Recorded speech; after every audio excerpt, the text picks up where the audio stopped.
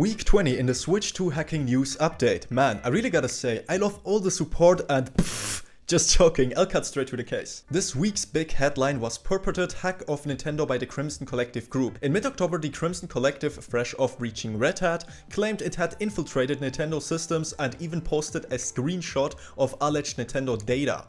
Nintendo initially stayed silent, but on October 15th, the company issued a statement to the Sankei Shimbun, making clear that no sensitive information was taken. According to the statement, there has been no leak of personal information and no leak of development or business information. Only some external web servers used for public sites were reportedly compromised, with no evidence of customer or game data being exposed. In short, if a breach occurred at all, it appears to have been limited to a website defacement and did not impact gamers or reveal secret game files. Coming to a hardware mod, huge battery swap. Modder Naga's DIY battery swap replaced the Switch 2's stock cell with a massive 8000 mAh pack, extending playtime from about 2h18 to 3h25 on a full charge. This increase, plus minus 50%, was achieved by carefully opening the console, dissolving the glue and cutting the metal frame so the large battery would fit. It's a bolt hack, it voids the warranty and involves permanent hardware alterations, but the result is impressive longevity. Props to community member Arthur Corpus for pointing this out. The new pack weighs only a few grams more than stock, but since it's a cheap third-party cell, there are concerns about safety and heat. Indeed, overheating issues are a possibility with this cheap battery swap. But still, for someone willing to mod their own unit, an extra hour of playtime is no small gain. Even more extreme storage mods are being attempted. Hobbyists are exploring Switch 2's new microSD express slot to attach NVMe SSDs, as we already talked about. NVMe Labs, for example, has an open source design converting the microSD express PCIe X1 interface to an M.2 slot. In practice though, the efforts are still proof of concept. One tester customs adapter let the console see an M.2 drive, but plugging in a 1TB SSD resulted in an unable to access microSD card error. The system simply didn't recognize the NVMe as a valid SD device. The issue is that the Switch 2 expects a specific SD controller. NVMe Labs, on the other hand, says they're now designing a sniffer PCB to handle the Switch's proprietary handshake with cards. In summary, cool experiment, but not a ready-to-use upgrade yet. On the piracy front, the old Mig Switch flashcart saga continues to serve as a warning.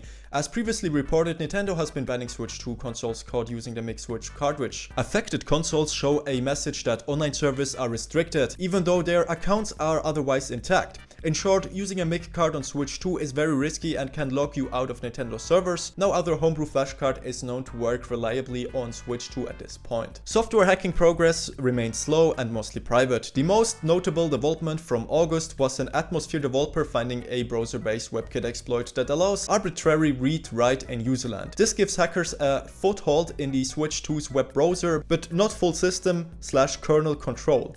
The team is reportedly holding it close, waiting to chain it with a kernel bug before anything is released. As of now, there is no public jailbreak or custom firmware for Switch 2. Every rumor of a crack should be viewed skeptically. The new Tegra T239 chipset was explicitly hardened against the voltage glitch exploits that worked on the original Switch, and Nintendo's seasoned OS security leaves a few obvious holes. Meanwhile, Nintendo keeps pushing out routine system updates. The latest 20.5.0 update, September 29th, was a stability patch with no new user features. It was the second update in September, after 20.4.0 on September 1, and noted only general system stability improvements. In practice, these stability updates likely include hidden security fixes. In fact, hackers expect any revealed exploit to be patched quickly.